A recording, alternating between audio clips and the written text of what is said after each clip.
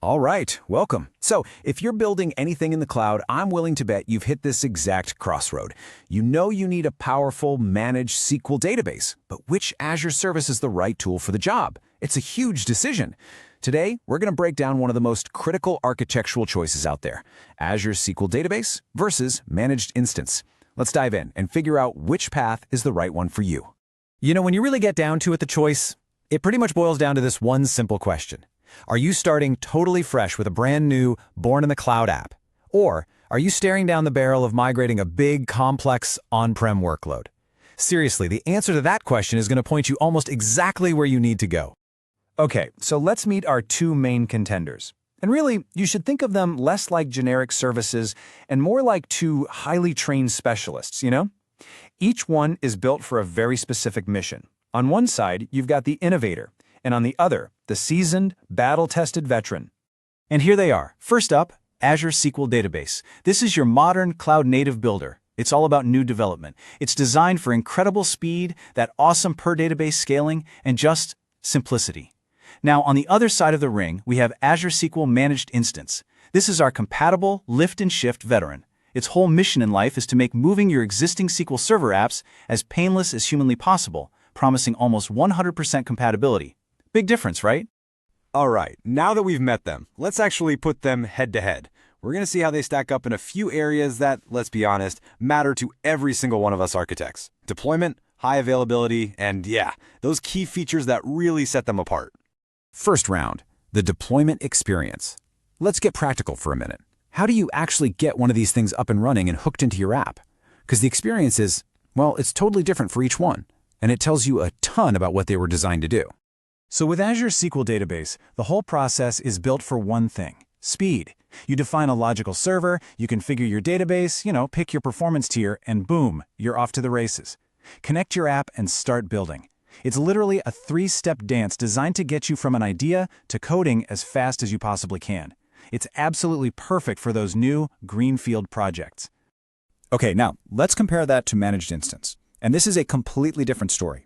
The path here is way more deliberate, more methodical. It has to be. It all starts with assessing your on-prem stuff to make sure it'll work. Then, you provision the instance. Inside a secure VNet, you migrate the databases over with tools like DMS, and then you finally cut your application over. See the difference? The whole process is all about prioritizing compatibility and security, not just raw speed. All right, round two, high availability and disaster recovery.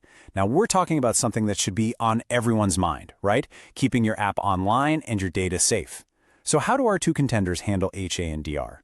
Honestly, this is where the magic of a platform as a service, or PaaS, offering just shines. Okay, take a look at this. What's really striking here is just how many yeses you see on the screen. The bottom line is both services give you incredible built-in enterprise-grade reliability. We're talking automated backups, point-in-time restore, you can get zone redundancy to survive a whole data center going down, just powerful, powerful stuff. So the big takeaway here isn't really about which one is better at this. It's that no matter which PaaS option you pick, Microsoft is handling all of this complexity for you. That's a huge win. Okay, so we've looked at the features, we walked through the deployment paths. Now for the most important part. Let's bring it all together. How do you actually take all this info and turn it into a confident decision for your project? Let's build a framework for that. So you're going to want to go with SQL Database if this checklist right here sounds like you. You're building a brand new, modern app from scratch. You love the idea of scaling each database on its own. Your app doesn't have any of those old-school instance-level dependencies like SQL Agent or Service Broker. And really, your number one priority is speed to market. If you're nodding your head, SQL Database is probably your answer. But you're going to lean towards Managed Instance if this list is the one that's ringing true. Your main job is to lift and shift a complex on-prem app. That app is full of instance-level features that it absolutely depends on. You need or want that hardcore network isolation that a VNet provides. And more than anything else, your priority is making that migration as smooth as possible with the fewest code changes. That's the Managed Instance sweet spot. But wait, right? There's always that what-if scenario. What if you need total control of the operating system? What if your app has some super specific, quirky dependency on the OS, or you need a configuration that you just can't get in a managed PaaS world? Well, that's when you have to start looking beyond PaaS. And this This right here is the complete decision matrix. It lays it all out. Look, for the vast majority of use cases, one of the two PaaS options we've been talking about is going to be your best bet. But for those edge cases, the ones that need absolute maximum control, running SQL Server on an Azure VM, that's Infrastructure as a Service, or IaaS, that option is always on the table. The trade-off? You're managing the OS and SQL yourself, but what you get back is 100% total control and compatibility. So there you have it. We've covered the contenders, we've gone through the features, and we've built out that decision framework.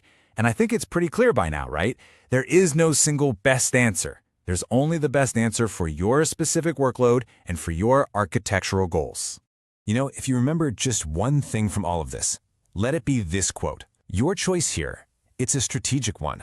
You've got to pick the service that doesn't just solve the problem you have today, whether that's a new build or a big migration, but one that also sets you up for the kind of architecture you want to have down the road.